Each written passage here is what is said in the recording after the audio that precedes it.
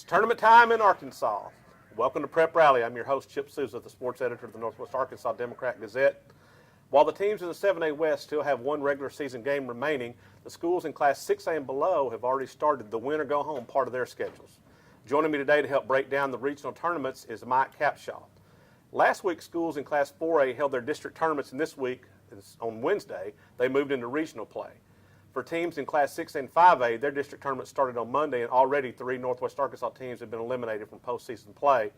On Tuesday night, both the Siloam Springs girls and boys saw their seasons end, and in Class 5A, the Farmington Cardinals were eliminated in a first-round loss to Greenbrier on Tuesday. The Farmington Lady Cardinals punched their ticket to next week's Class 5A state tournament with a 40-point win Tuesday over Greenbrier. 9 different players scored for the Lady Cards, who will take on Alma at 4:15 Thursday in the 5A West semifinals. Moving down to Class 4A, we're in regional tournament action starting Wednesday as West Fork hosts the 4A North Regional at the Tiger Dome. Mike Capshaw joining me today. Mike covered the 4A1 district tournament finals at Berryville last week. Mike, break down that tournament for us and kind of give us a little preview of the 4A North tournament that started Wednesday at the Tiger Dome. Well, we'll start with the boys at Berryville. Pea Ridge and Huntsville played for the district tournament title. They were both 25-2. Going in as a big game everyone looked forward to all year, and it was a great game. Pea Ridge got a big early lead, stayed and just kept them at arm's length the rest of the way, and that could be the same matchup we're looking at for the finals of the regionals. Both teams are both top 3 in the state, and for good reason. They have excellent teams. I think Huntsville the other night in Berryville didn't have their best shooting night. Pea Ridge, of course, they're going to hit on all cylinders. They're led by Matt Thomas and Joey Hall, and got 5 starters coming back. They can shoot the ball and really light it up and play good defense. In the girls bracket, you saw Huntsville and the host team Berryville. No surprise there. In the finals, and Berryville's playing very well right now. They went in with a losing record in district play, but Coach Cornelison talked the other coaches into voting them in as the number 2 seed, and it was well deserved.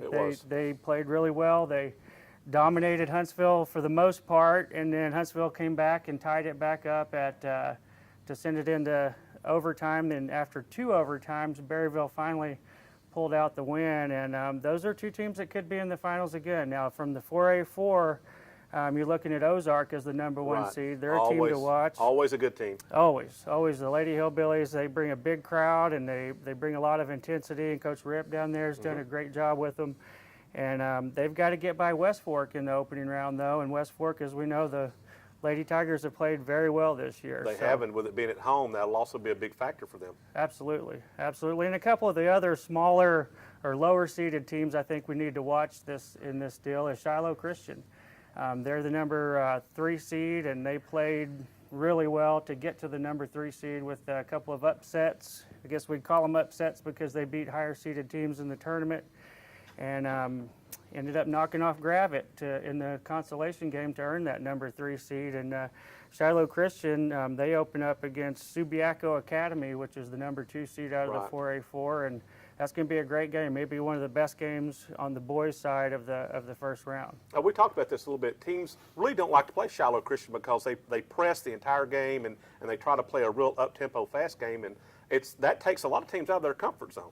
Yep, Coach Jacob Skinner runs kind of Nolan Richardson's scrambling type defense where they're all over the court, and 32 minutes of what the heck. Yeah, 32 minutes of what the heck, and that's definitely what it is. And a lot of teams, they're not ready for it when it comes this time of the year. Subiaco Academy has probably not seen a press defense like they've got, and that's why I give them an outside chance to win that first game. And in the regionals, they all have to win their first game to earn a spot at state. And let's talk about that a minute. Pea Ridge has gotten to the regional, seems like they've gotten there every year, and then they've lost in that first round and have kept them from going to state. So I'm sure that they have this circle, they have this regional circled on their calendar and have had it all year long, as this is their opportunity to finally break through. Absolutely. I think that the fact that they start 4 seniors and they bring Weston Church, another senior who was a starter last year, off the bench, may help them because they've all remember what it's like to lose in that first round of regionals. And I remember trying to talk to Coach Lloyd after the game last year. I had to chase him to the bus, and and got about 3-word quote out of him because he was so upset that they lost their opening Right. game regionals again last year. So they're going to be fired up and ready for this game. You know, a team we hadn't talked much about is the Gravette girls, and we have talked about this a little bit amongst ourselves, that this is probably the most athletic Gravette girls basketball team that we've seen in 5, 6, 7, 10 years maybe. This is a team that could win a first-round game at the regional. I mean, they really could. Absolutely, and the Gravette girls, they open against Pottsville, which is a great team too, Right. the number 2 seed coming out of the 4A4. But they are like Shiloh. They run a really aggressive press defense. It's a 1-3-1, so it's a little bit different than Shiloh's. But they spread the floor out, trap, force them to the outside, put them into traps, and force them to make that long looping pass over the top. And with their athleticism, they're able to go get those balls. And they only start one senior, and Stephanie Pinter, their center. So they're a team that's probably going to be right there again next year. You know, if we're basing this on history, the 4A1 conference on the girls' side has pretty much dominated regional play for a while, and this is, you know, back when Farmington was still a 4A team, and Prairie Grove was, you know, was always going to be in the factor. So it'll be interesting to see if the 4A1 can kind of hold that serve. Let's move down to 3A. Greenland girls, they'll be in the regional tournament action down in Charleston. Charleston hosted the district tournament last week, and the Greenland girls, we mentioned this a couple weeks ago, Greenland, you know, here it is February. Greenland girls are on a roll. No surprise to anybody. This is when they get hot always. So the Greenland girls, they'll be down at Charleston playing down there. We'll also have Elkins boys and girls there in it. And so we'll have some teams playing down there with a real good opportunity, I think, to get to state. Yeah, I like Greenland girls' chances. Sapphire Osborne, their big girl in the middle, she's been unstoppable this year. When she catches the ball down low, people can't stop her, and that's why teams don't want to play Greenland right now, and I don't blame them. And like you said, Coach Alan Barton, this time of the year, he's going to have the Lady Pirates ready to play. They're a team nobody wants to see in the postseason. Boy, keep an eye on that sophomore down there, Fiona Wilson. Well, she is really a player. She's going to be one to watch in future years. Absolutely. Let's move over to Class 7A. The Fayetteville girls locked down the number 1 seed in the 7A West with their win over Springdale High on Tuesday night. The Lady Bulldogs will have a first-round bye in the state tournament next week in Van Buren. The Van Buren girls will be the number 2 seed and will also get a first-round bye. Those two teams will play at Van Buren on Friday night in what's basically a warm-up game for next week's state tournament. But Fayetteville still has something to play for. They want to finish that conference slate undefeated. So it's they're going into it, you know, to win it for sure. Absolutely. On the boys' side, Bentonville West Wolverines. We talked about this during football season. Now here we are in basketball. This was supposed to be the team that everybody circled as put a W there. It's going to be a check mark in the win column when you played them. Nobody told Greg about this. Greg White, their coach over there, forgot to give him that memo. So here's Bentonville West. They blasted Rogers High by 20 points on Tuesday night to clinch a berth in the 7A state tournament. So congratulations, Coach Greg White and the Wolverines. They needed that win Tuesday night after what happened to them on Friday on that stunning loss to Rogers Heritage when Heritage Seth Stanley hit a near half-court three-pointer to win. Our Henry Apple was at courtside on Friday night for that game-winning shot. Let's take a look at the awesome video that Henry got of Seth's game winner.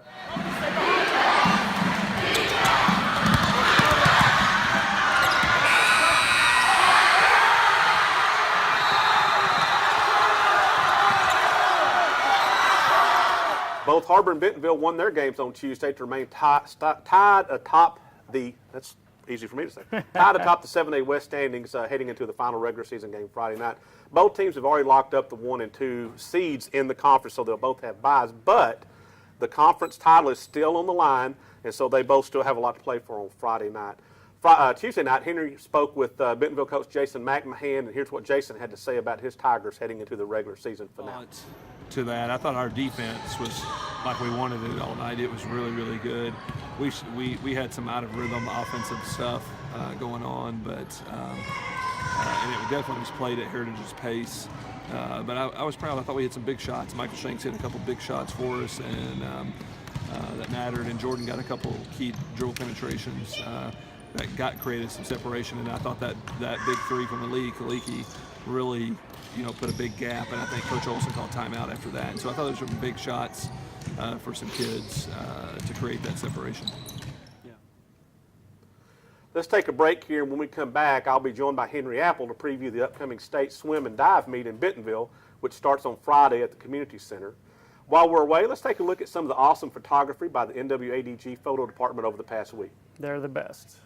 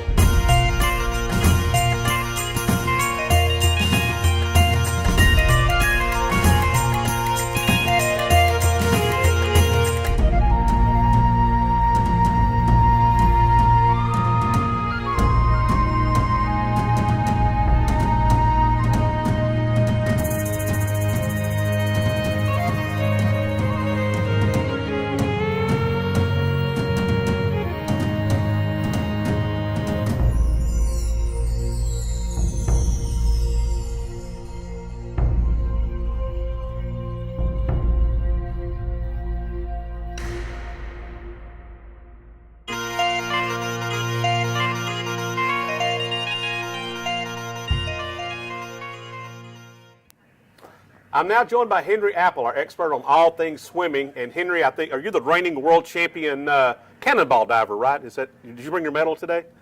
Unfortunately, no. Well, Henry is an awesome cannonball diver. He gets everybody around the pool wet every single time. Henry, the state swim and dive meet is this Friday and Saturday at Bentonville at the Community Center pool. Who are some of the individuals that we need to watch for this week to possibly win state individual titles and maybe team titles? On the girls' side, we'll start there. First of all, you have to look at Taylor Pike from Bentonville. This girl went to the Olympic trials last year. Wow. She missed advancing to the finals by less than 0.7 of a second as a 16-year-old. There you go. She can go. She's got like 6 of the best times in 6 events this year. But that's when the chess match will start, and we'll talk about the chess match later. But she's definitely one to look for as far as swimming. On Fayetteville, you look for a Kexon Ming or a Olivia Keith. Little Rock Central's got swimmers like Allie Rogers and Rachel Zing. Also a couple others to look for outside the 7A realm. Go to Jonesboro, Isabella Cotham, and on Searcy, Rachel McGirt.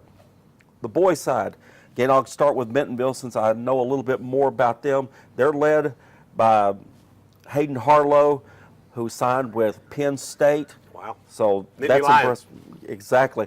And then they bring up all these others like Zane Sutton, Hayden Dixon, Ryan Husband, Simon Mooney. They're reloaded again.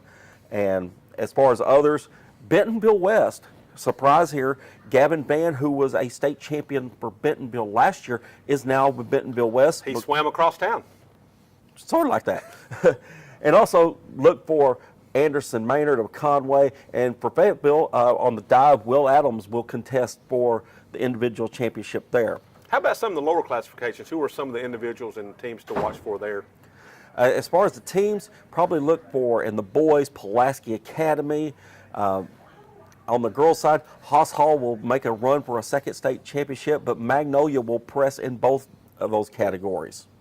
You know, Henry, I talked to some swimmers last year, not that I'm the expert that you are, but I talked to some swimmers, and they really like this Bentonville pool.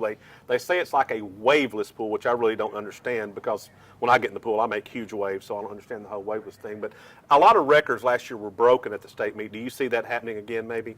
Could very well, because some of the people who broke those records are back again this year. And some of the names, you're going to hear them right again. Taylor Pike, Hayden Harlow, Gavin Van. They're right there, and they're on the cusp of breaking those records again. Another one to look out for in the boys 500 freestyle is Jack Little of Valley View. He's already surpassed the state record time in that event. Unfortunately, in Arkansas, the Arkansas Activities Association will not accept that as a record unless you do it in the state tournament. State meet, that's right. That's right. You know, 500, that is a long, I'm tired after 25 yards, so I just can't imagine doing 500. That is incredible.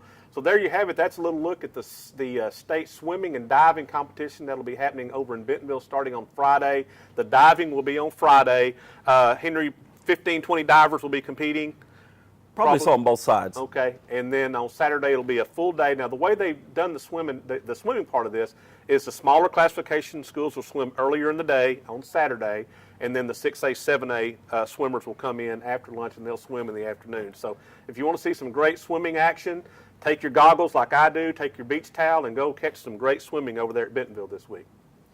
Before we go, we want to congratulate the Bentonville Tigers wrestling team who captured the state wrestling title last week in Little Rock. The Tigers were favored going into the meet, and they delivered another big piece of championship hardware to the school's trophy case at Bentonville, which now is 100 feet long by 100 feet wide and still growing. So congratulations to the Bentonville Tiger wrestlers. That's it for this week. The NWADG will have full coverage of all the regional basketball tournaments going on this weekend, as well as coverage of the state swimming and diving competition. Spring sports will be starting next week, and we'll have team previews on arpreps.com starting next week. Thanks for joining us, and we'll see you next time.